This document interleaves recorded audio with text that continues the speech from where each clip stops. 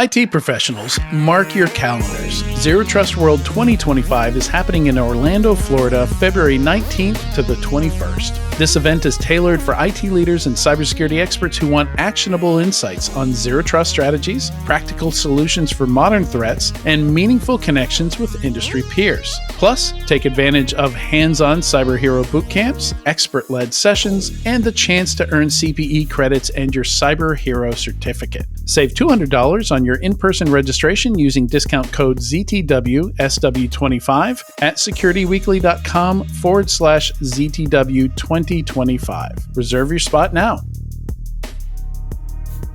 Do your end users always, and I mean always, without exception, work on company-owned devices and IT-approved apps? I didn't think so. So my next question is, how do you keep your company's data safe when it's sitting on all those unmanaged apps and devices? 1Password has an answer to this question: Extended Access Management. 1Password Extended Access Management helps you secure every sign-in for every app on every device because it solves the problems traditional IAM and MDM can't touch. Welcome back to Enterprise Security Weekly. Security Weekly listeners can save $100 on their RSA Conference Full Conference Pass.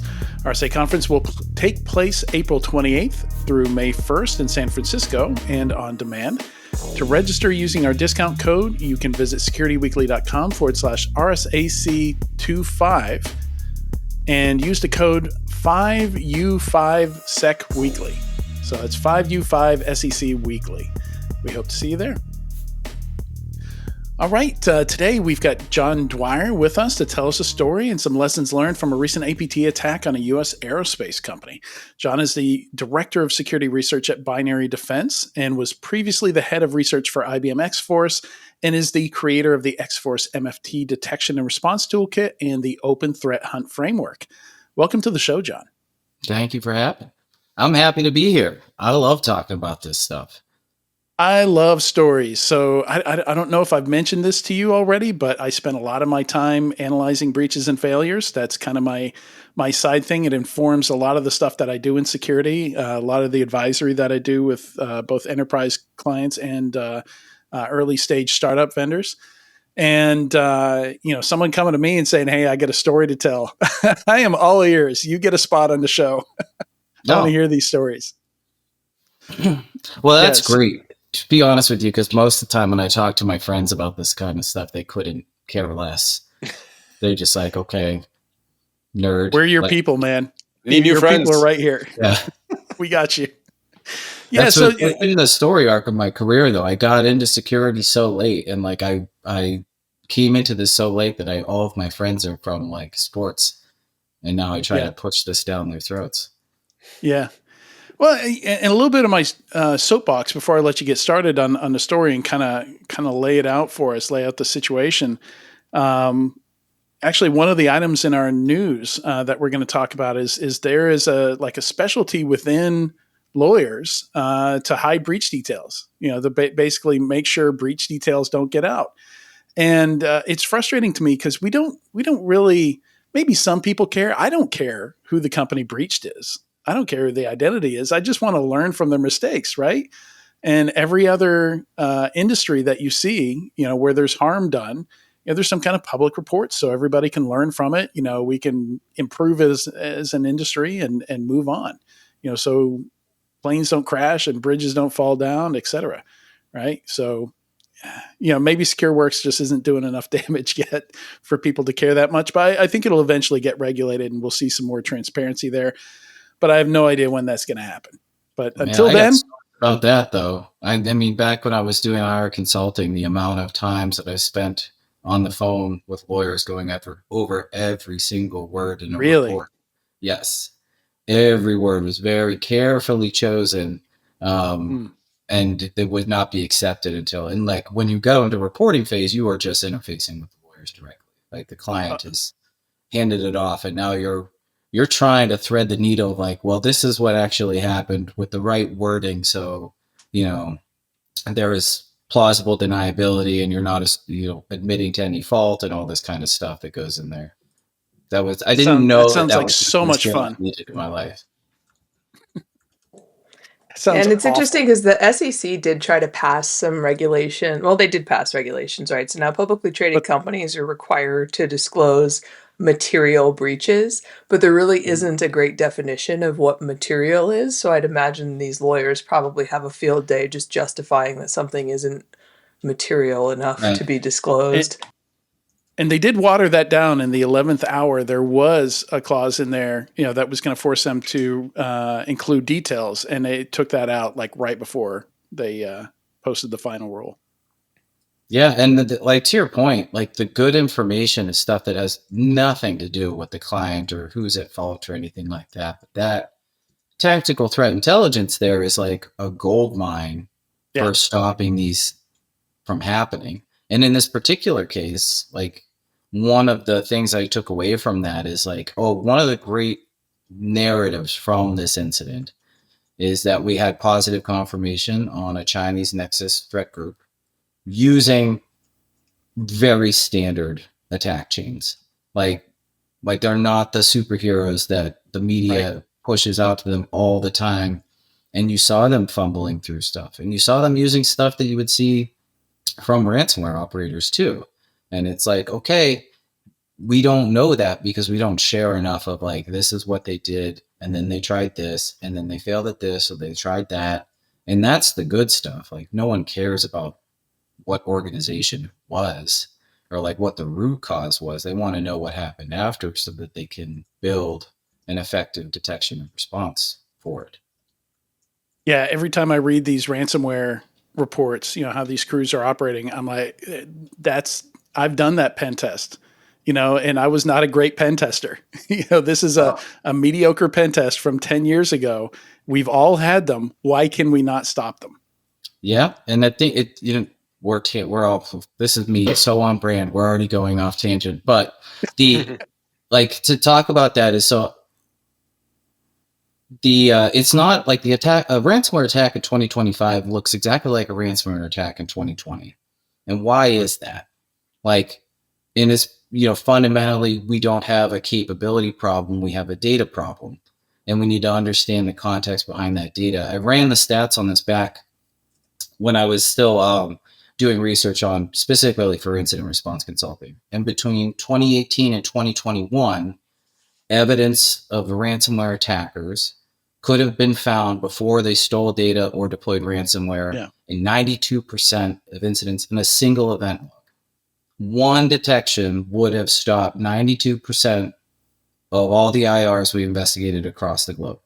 So why is that, right? And why are they still doing the same thing? It's because they are banking on that we aren't going to have our data in order enough to find them and respond within the time frame. So like time became a new currency. They're as good as they have to be, right? Yes. And no more. So Well, let's get into it. If you have insurance that's going to actually pay the cost of the ransom, and I think that's part of the issue as well, is that ransomware attacks are artificially lowered in terms of cost because people have cyber risk insurance. So I think until a lot of these enterprises have to pay themselves for some of this damage, it's always kind of like a pass the buck, right? So yeah, but I hear the insurance companies are catching on to that game too and starting to look harder at it and go, well, no, because of this, because their lawyers are looking to get out of it. Well, but yes, I agree. They're not making money on cybersecurity. That's a problem. Mm-hmm. Yeah, so let's get into it, John. Kind of lay out the situation for us here. Like we know from the intro here that it was a U.S. aerospace company targeted by the Chinese. So kind of take us from there. How did you guys? Obviously, you guys were performing services for this company. How did you guys get pulled into it? Like, what was the detection that pulled you in? So oddly enough, it was the same. So the story was, we'll talk through the incident and then we'll kind of like go through the lessons learned. I think that's a good approach. Like we were doing managed detection for one part of the organization, and the attack started in an unmanaged part of the organization that was completely blind. Didn't even like the organization in and of itself didn't know that IP space lived or those systems were live. And as soon as the adversary tried to move into the managed space, it was an immediate detection oddly enough, the same detection that I was just talking about for ransomware operators was the first detection we had when they tried to dump credentials after like moving laterally.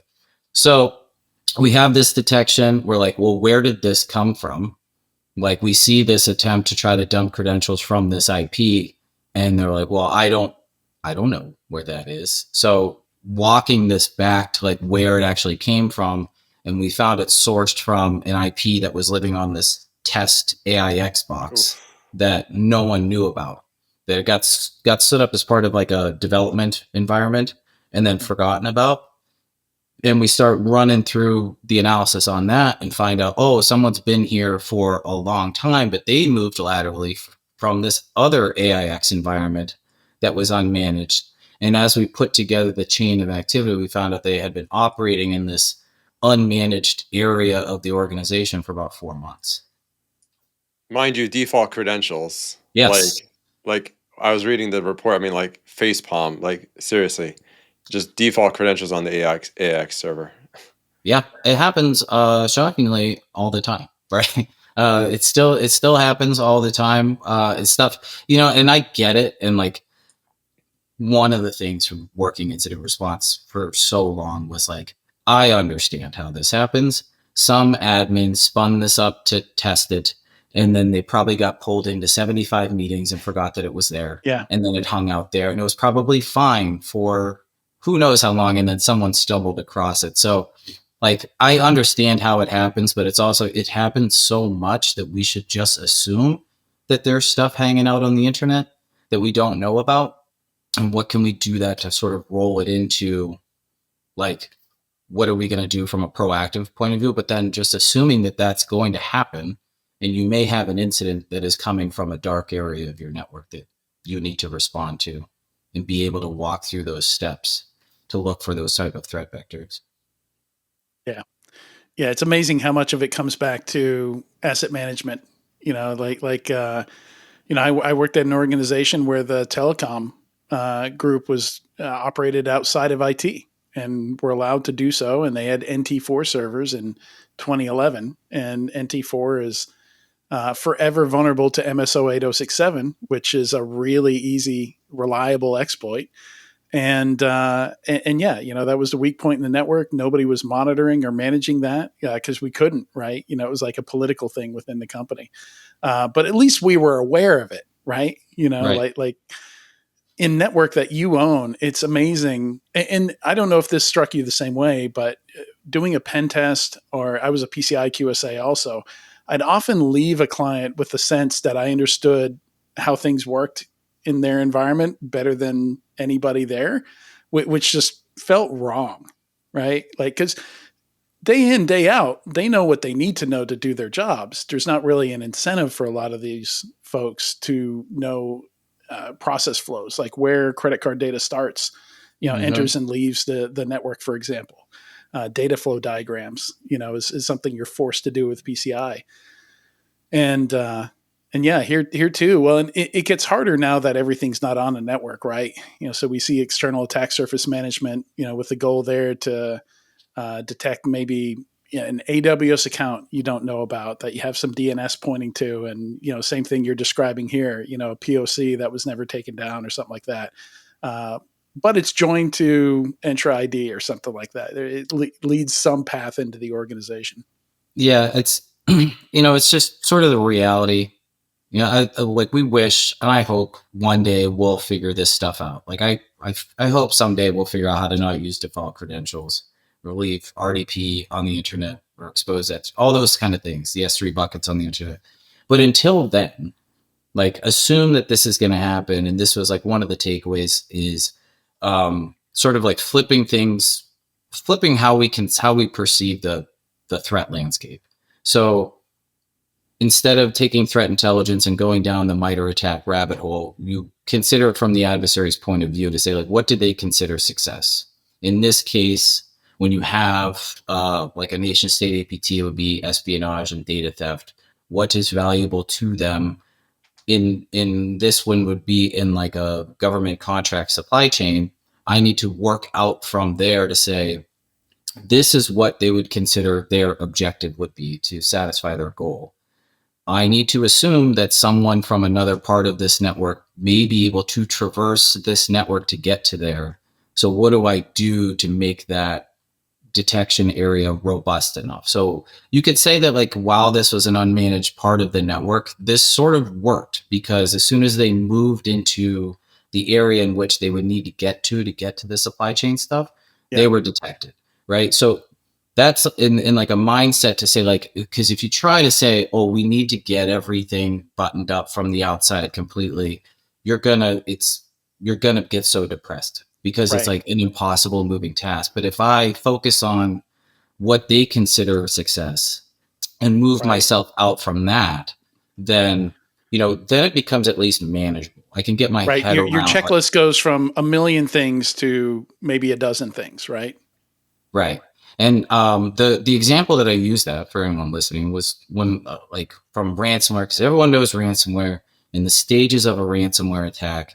And I would ask people, if I could only give you one thing to do, what would you do? Would it be initial access? Would it be, persistent access or credential harvesting, lateral movement, data theft, and then the ransomware? And then the beginning of the conversation, almost everyone said initial access. And then I said, well, where is the risk? When does the company start to assume risk from a ransomware attack? It is the moment that they steal and exfiltrate data, where they have a leverage against you. So those first three stages, while it's a bad day and it's an incident, it's not a crisis. And so if I work back from that, from the goals and objectives of the adversary, we actually can do something to move the needle in terms of risk reduction. And I think this is a great case study in terms of, like, while it was a mistake and there's a bunch of lesson learned in terms of, like, hygiene, it is a good thing to be like, it did work. Once we got to the area of high risk, they were detected and booted out. And so that did work in a sense, and we can sort of like take that back to be like, okay, I'm always going to have to deal with this, but I need to know where my avenues and my elements of pressure are, or risk, and making sure that those avenues are buttoned up. And then we can deal with everything else whenever, the AI overlords come and take over and automate everything. I don't know, but it's like, there's the good news part to this. There's a lot of lessons. It's such a cool thing. Watching, like I said, the investigation piece of everything that they were doing on the AIX side was very enlightening in terms of watching them make so many mistakes. Yeah. So they got access. They fumbled around through default like credentials. They uploaded a web shell, so they had interactive access, and they spent literally like 2 weeks trying to run curl and wget, which that's those aren't default tools on AIX, right? So they kept on running to it. So like you could see that they didn't have this buttoned up from. But it feels like Linux. Why is it not here? It looks so much. It seems like Linux, but it's not all the way Linux. So they did that over and over and over again. That's hilarious. So to see them like fumble through this, they couldn't get their Cobalt Strike beacons to launch. They moved around. They kept on trying to run the same commands over and over for weeks and weeks before they were able to get like a reverse proxy to then be able to move laterally. So they were in there farting around, messing up over and over again before they did it. And so it's like, there's a lot of telemetry to, even when we, put these groups on the pedestal, there's usually a lot of telemetry if you know where to look. So should shell history go to the SOC? Should we be looking through shell history for, shady, like downloading tools? I think that there are rep patterns. Like, maybe not every command. Maybe we put that. It's still an important data source, but I think like there's a value to some certain data, like, and go back to like how the adversaries operate. Forever, once they get access to a Linux shell, a Linux system, or AIX, they drop a web shell, and then they usually try to move to some other C2 framework. So I need to be looking for wget and curl, because they always do that. It doesn't matter who they are; they need some way to bring in other tools, right? Yeah. Like when I had to write detections for COBOL like server, and it was as easy as like, what's your top 5 high risk processes that if somebody's doing that, they're and they haven't done that before. So like per user, it's pretty easy to figure out if somebody's doing without AI, with a simple just like anomaly detection, like what are people doing?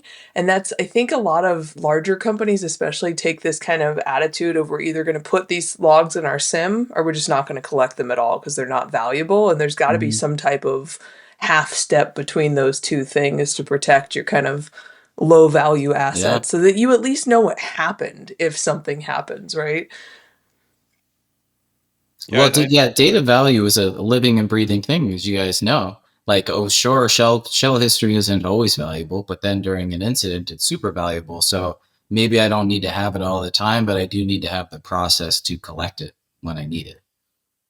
And I think what you're trying to say, John, is just having good high signal noise ratio. Like, I like the idea of like, hey, what are we trying to do? What are we trying to protect? The crown jewels, whether it's customer data, employee data, whatever it may be, and work our way backwards from there, right? And then we all know that a lot of SOCs have a lot of alert fatigue, right? So let's focus on the high signal kind of threats, right? Yeah, we have way too many alerts, many alerts. And that's because we don't write alerts that like for this stuff. Like we just have alerts. Usually we just have them. So just for the sake of alerts. Yeah. I actually have a framework for this that I use. I call red flags and yellow flags. Like, oh, somebody's running Mimikatz or downloading Mimikatz. That's a red flag. That is 100% of the time it's bad.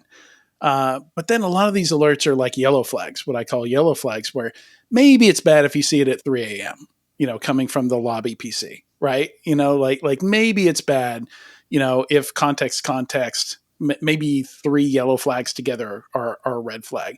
Like those are really convoluted. And as you point out, you don't need to detect everything the attacker is doing. You just need enough to know that they're there. And if we just focused on red flags, stuff that's always bad that we know attackers have to do and almost always do, that seems like a much easier job. I have that flag system for dating, Adrian, yellow and red flag. So that's a different podcast. Too many yellow flags. Yeah. I've got red flags and yellow flags for that too. Different podcast. I think that's how we're misusing MITRE ATT&CK modernly, is that we treat everything like a red flag. We're like, I got to get more and more detections. But the amount of detections that you really need, and you go back and read all the CISA reports, read all the incident response reports you can find. Like most attacks, they do the same things. Like it doesn't matter if they're criminal or like they still do that. Like if you work a APT case, starts with a web shell, they launch some command interpreter or download Cradle, create a user account or steal data. Ransomware is the same thing. And so there are behaviors that we know that work and they keep doing them because they work.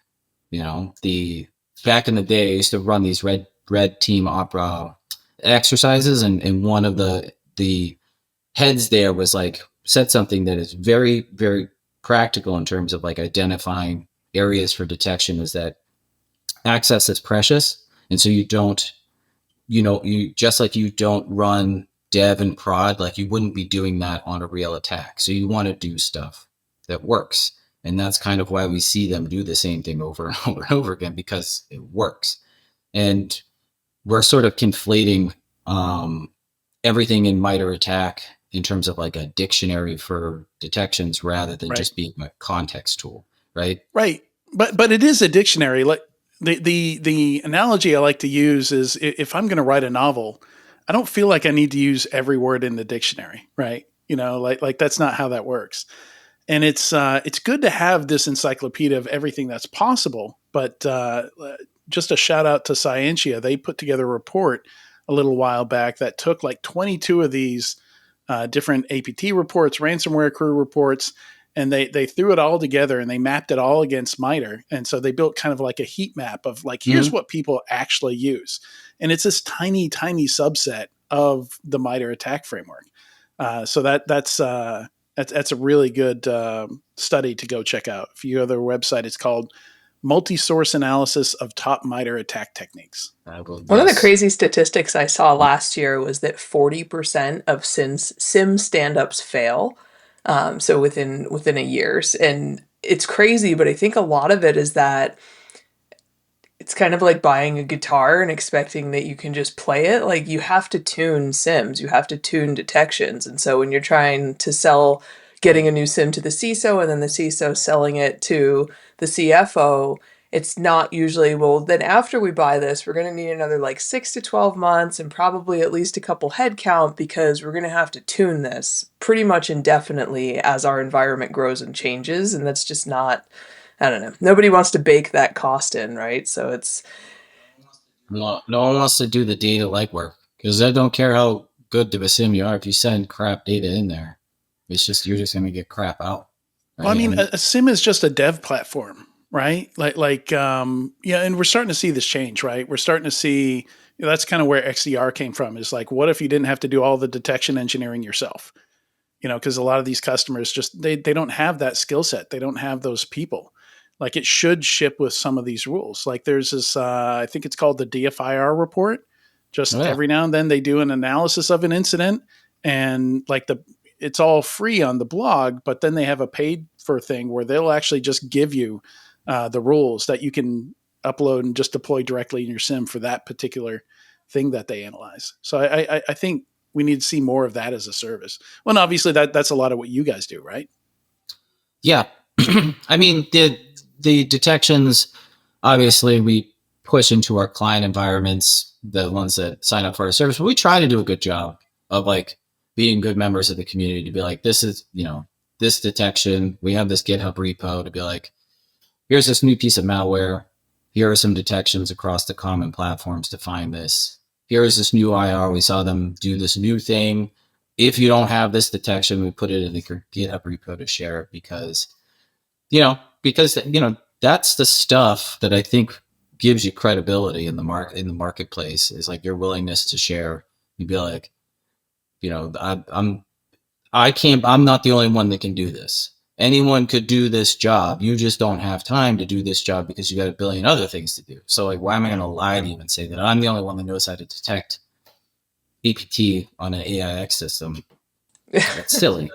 Instead, it's like this. It's sort of like just saying like, I'll show you that I know what I'm talking about, and I'll give it to you. You can have it for free, and then you give it to someone else, and maybe we stop one of these supply chain attacks.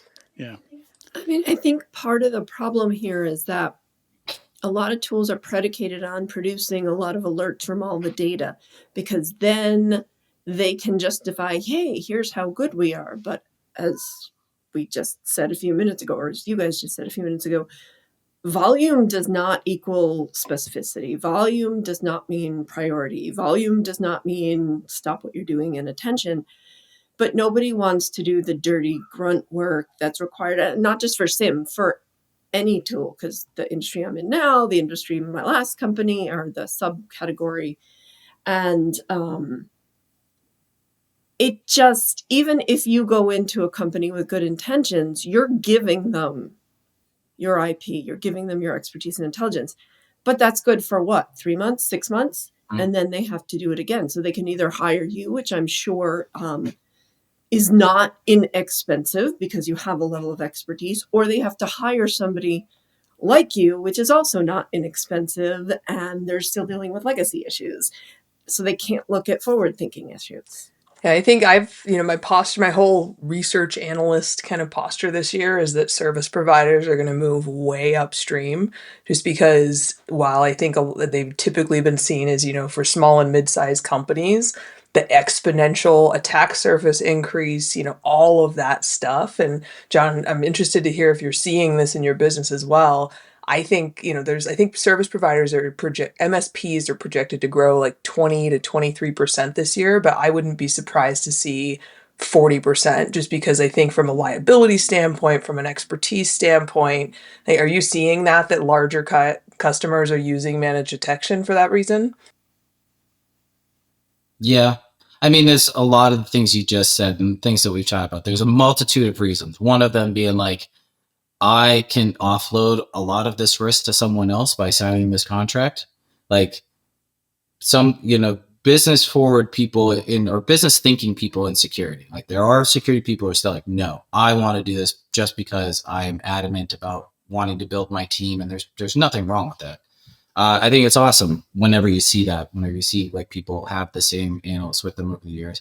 Then there's other ones that be like, I could eat this risk, or I can sign this piece of paper and give it to someone else. And then when something goes bad, I go to my insurance provider and be like, oh, the underwriter said because I had MDR, EDR, all this stuff, and an IR retainer, they underwrote my insurance policy. So I did everything I was supposed to do.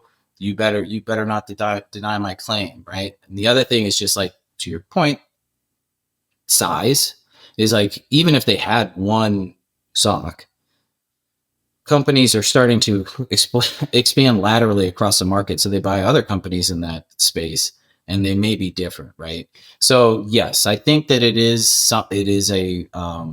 there's more of an appetite from large organizations that traditionally would have done it in-house to start looking for service providers doing that. And I think the biggest driver there is cyber insurance. Yeah. Yeah. And that's evolving very quickly. Like, maybe today acronym salad gets your claim paid, but maybe tomorrow it doesn't. We see them actually acquiring like MDR type stuff. And like the moment they see that web shell go up saying, hey, is this something that you did? We're seeing insurance providers actually monitoring their clients. This was awesome conversation, John. Thank you so much for coming on to tell this story. We really appreciate it. Thank you for having me. All right. We'll be right back in a few moments with the weekly enterprise news.